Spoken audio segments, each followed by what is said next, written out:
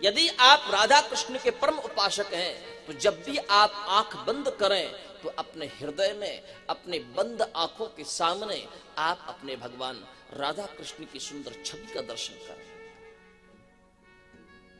यदि आप रुक्मिणी विट्ठल के उपासक हैं तो जब जब आप आंख बंद करें तब तब भगवान पांडुरंगा के दर्शन आपके अंतर मन में हो। ये आपकी भक्ति की परम श्रेष्ठता है। और यदि हमने आंख बंद करी और हमारे मन में ध्यान आया कि हम तो यहां पर बैठे छींटे आ रहे हैं, गेहूं का क्या होगा, तो फिर आंख बंद करने का कोई मतलब नहीं, इससे अच्छा खुली रहने दें। हमने आंख बंद करी, बोले बाप रे खेत में तो बैगन लग रहे हैं, टमाटर लग रहे हैं, हम कथा में बैठे हैं, क्या हो रहा है, थोड़े थोड़े छींटे आ रहे हैं, मौसम भी ठीक नहीं, बादल भी ठीक नहीं, इस बार यही कथा करने का टाइम मिला था क्या। इससे अच्छा भैया आंखों को बंद मत होने दो, आंखों को खोल करके कथा सुनो, मन को भटकने दो। मन आपका इतना परिपक्व होना चाहिए कि जब जब हम अपनी दोनों आंखों को बंद करें तो हमको संसार नजर ना आवे, हमें संसार से दूर होकर के परमात्मा की सुंदर छवि का दर्शन होना चाहिए। ये प्रयास आप अपने जीवन में करें।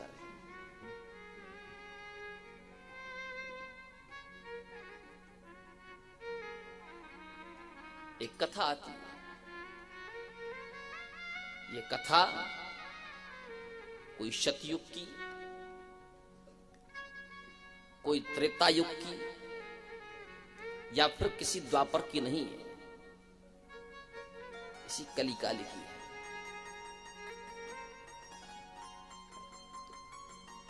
श्रीधाम वृंदावन में सूरदास जी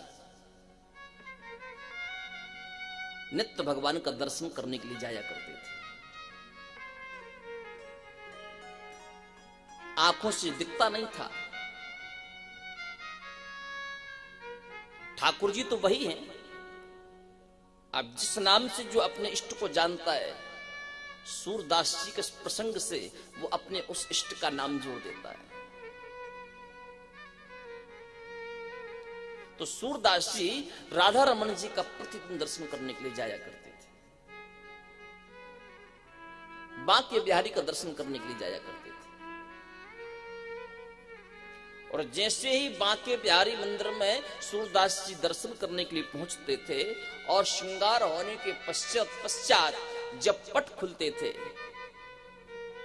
तो सूरदास जी वही पद गाते थे, भगवान का जैसा श्रृंगार होता था। भगवान जिस कलर में, जिस रंग में वस्त्र पहनते थे, भगवान ने कौन सी माला धारण की, भगवान ने कौन सा मुकुट धारण किया, भगवान ने आज कौन सा भेष धारण किया, बस उसी भाषा में सूरदास जी पद का गायन करते थे, सुनाते थे। क्योंकि कहा जाता है कि जब सूरदास जी भगवान का दर्शन करने के लिए जाते थे ना, तो उनको दर्शन नहीं होता था। तो एक बार सूरदास जी ने बांके बिहारी के मंदिर में जाकर के सुंदर पद सुनाया। वो कहते हैं कि उसी पद के पश्चात भगवान ने निरंतर उनको दर्शन देना आरंभ कर दिया था।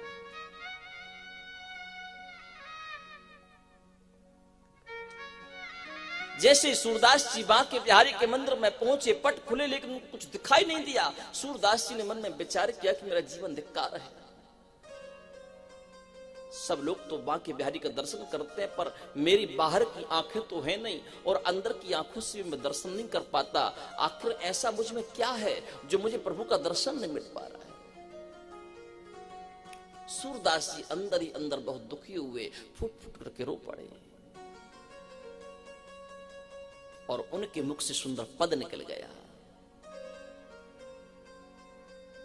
हरि दर्शन की प्यासी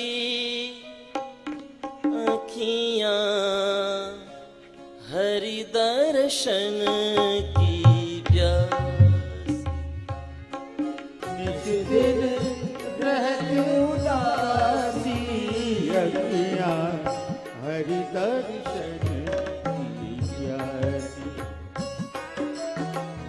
हरि दर्शन की प्यासी, अखियाँ हरि दर्शन की, हरि दर्शन की, हरि दर्शन की प्यासी। जैसे ही बांके बिहारी मंदिर में सूरदास जी ने सुंदर पद का गायन किया, मेरे बांके बिहारी से नहीं रहा गया। अब तो जो बांके बिहारी का श्रृंगार होता था और जैसे ही पट खुलते थे, सूरदास जी को अंतर मन में बांके बिहारी का दर्शन होने लगा और उसी रूप रंग का सुंदर सुंदर पद का गायन करने लगे। अब तो एक दिन बिहारी जी मंदिर के गोसाइयों ने मन में विचार किया कि इसको आंखों से दिखाई देता न, बचपन से सूरदास है, लेकिन हमने जो जो प्रभु को पहनाया, जैसा जैसा श्रृंगार किया, और उसी श्रृंगार के प्रतिरूप में प्रतिदिन ये पद का गायन करते हैं। आखिरकार ऐसा क्या चमत्कार है? सारे के सारे गोसाई परेशान हो गए। गोसाइयों ने मन में सोचा कि सूरदास जी की तो परीक्षा लेनी पड़ेगी कि आखिरकार ऐसा क्या है। बोले कल का हम श्रृंगार अपनी मर्जी से करें।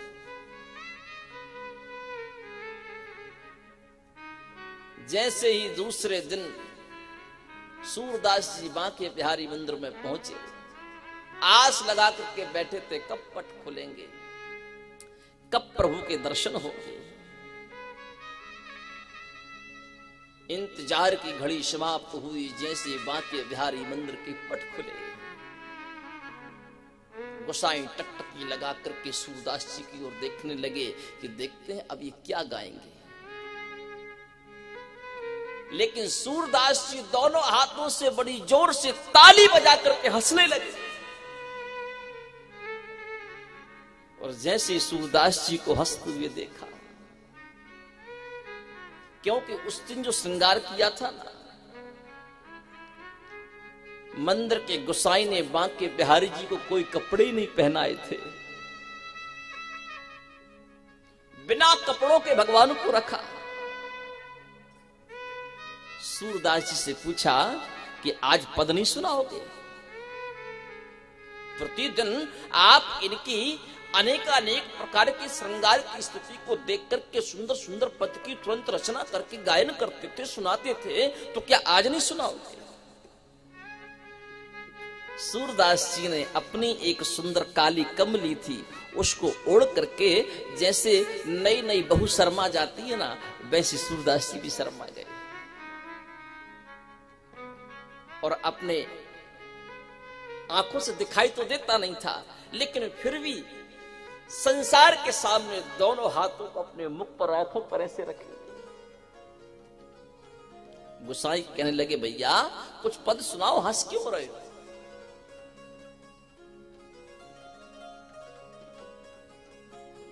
सूरदास जी ने भगवान को मन ही मन प्रणाम करके कहा, प्रभु आप तो पल पल अपने भक्तों की परीक्षा लेते हो।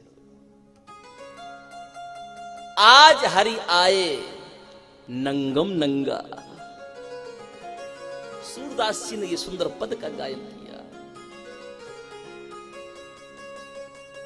कि प्रभु हमने तो सोचा था कि आपको संसार की लाज आएगी, लेकिन संसार के सामने आप ही बिना वस्त्रों के आ गए। जल सुत भूषण अंग सुहावे, लेकिन प्रभु आप इस स्थिति में भी इतने सुंदर लग रहे हैं, इतने सुंदर लग रहे हैं कि मैं जितनी भी पदावली की रचना करूं, जितना भी गायन करूं, आपकी इस सुंदरता का भी पार नहीं पा सकता। आज हरि आए नंगम नंगा, आप निर्वस्त्र होकर के भी मंदिर में खड़े हैं, तब भी आपकी जो सुंदर छवि है ये संपूर्ण संसार से परे है। कहने का भाव क्या है, यदि आप भगवान से प्रेम करते हो तो हमारी संसार की आंखों को बंद कर लो और अंतर मन की आंखों से सूरदास जी की तरह मेरे चंद्रमौलेश्वर का दर्शन करो। लेकिन हमने संसार की वासना के सामने अपनी इन आंखों का भी दुरुपयोग कर दिया और अपने अंदर की जो आंखें हैं हम उनको भी बंद करके बैठे हैं। इन आंखों से भी भगवान को नहीं देखना चाहते, उन आंखों से भी भगवान को नहीं देखना चाहते। ये जो आंखें हैं ये संसार को देखने के लिए नहीं, ये परमात्मा का दर्शन करने के लिए है, परमात्मा की सुंदरता का सुंदर चिंतन करने के लिए।